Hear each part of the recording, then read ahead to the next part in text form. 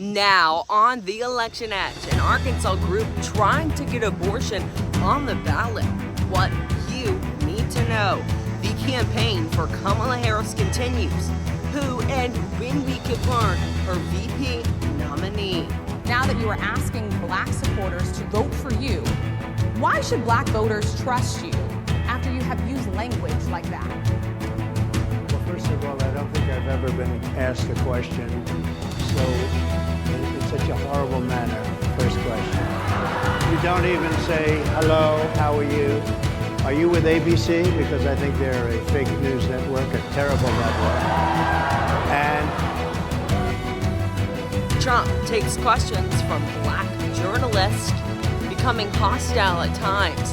President Biden proposes SCOTUS reform. And lastly, a Hamas leader killed overseas as the Israel-Hamas war rages on. The Election Edge with Jackson Mitchell starts right now. And by the way, as a father, look, you heard me say this before, and I mean it. My dad had a simple proposition. Family is the beginning, the middle, and the end. Blood of my blood, bone of my bone. I can think of nothing more consequential. I mean that sincerely. And having lost family, not a different way, and not knowing what's happening to their circumstance when they're accidental, with their health, it matters. It matters. That's all I think. And we begin right now with breaking news. We are learning that Washington Journal journalist Evan Gershkovich has been freed after he was accused of a host of charges that Russia offered no evidence for. We are also learning Marine veteran Paul Whelan has been set free after being detained in Russia. The U.S. says both were wrongly detained. Good afternoon, I'm Jackson Mitchell. Welcome in to the Election Edge. It is going to be a long show, so let's get started. First, a group here in Arkansas is working to get abortion on the ballot in November. I covered this last week, I do believe so. I spoke to the director of strategy yesterday. Here's my report. Arkansans for Limited Government, a ballot question committee advocating for the Arkansas Abortion Amendment of 2024. That would prevent the government from impeding on reproductive rights, abortion rights, up to 18 weeks post-fertilization.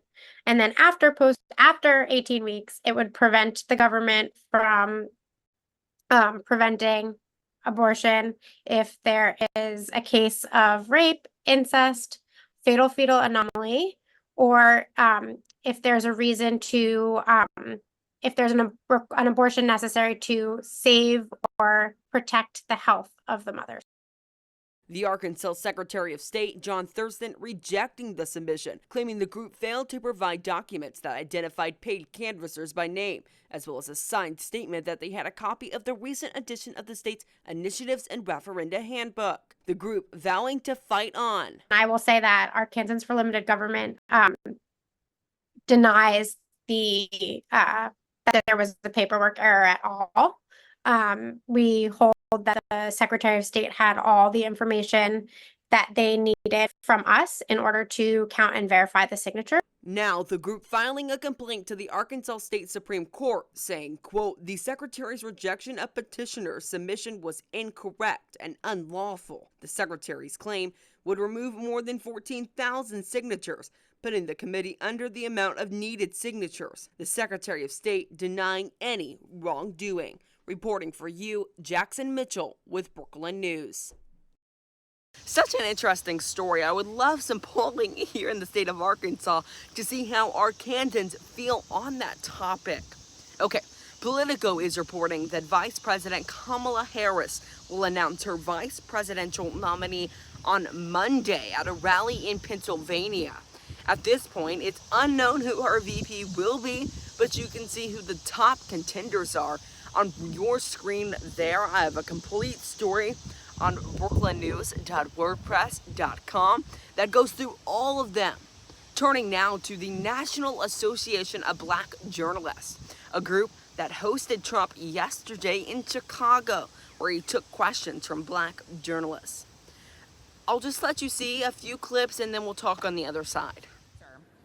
A lot of people did not think it was appropriate for you to be here today.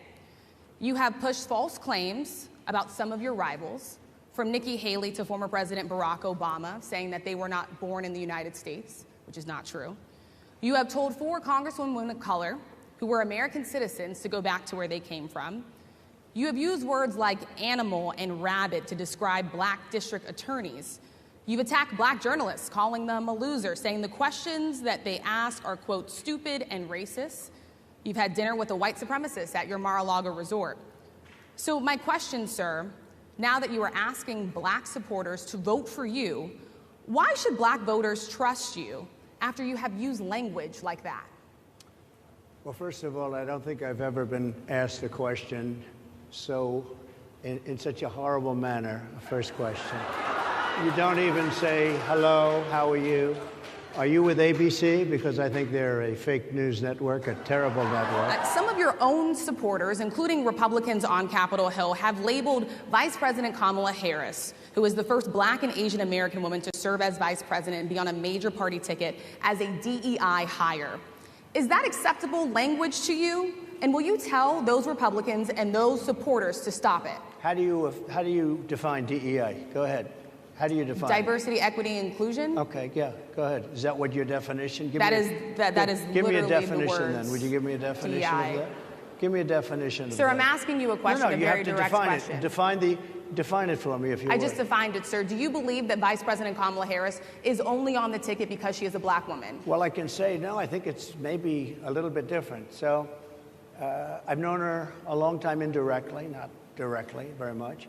And she was always of Indian heritage, and she was only promoting Indian heritage. I didn't know she was black until a number of years ago when she happened to turn black, and now she wants to be known as black.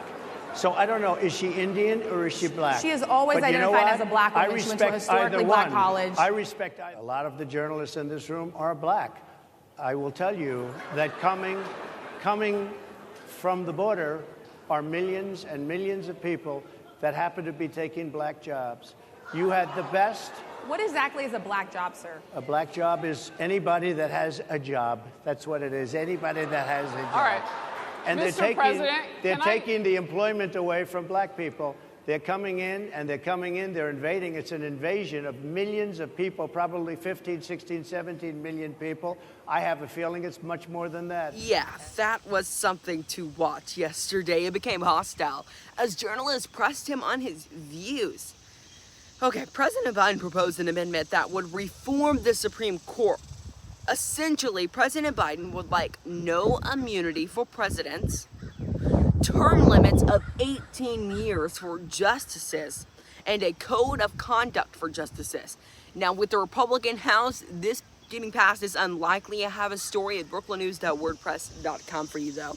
Moving on, 2 leaders have been killed, or should I say 1 leader, a Hamas leader, was killed in the Middle East. It was the political leader, Ismail Haniyeh, who is said to be a key person in negotiations in Hamas. He was killed in Iran, attending the inauguration of the president there in Iran.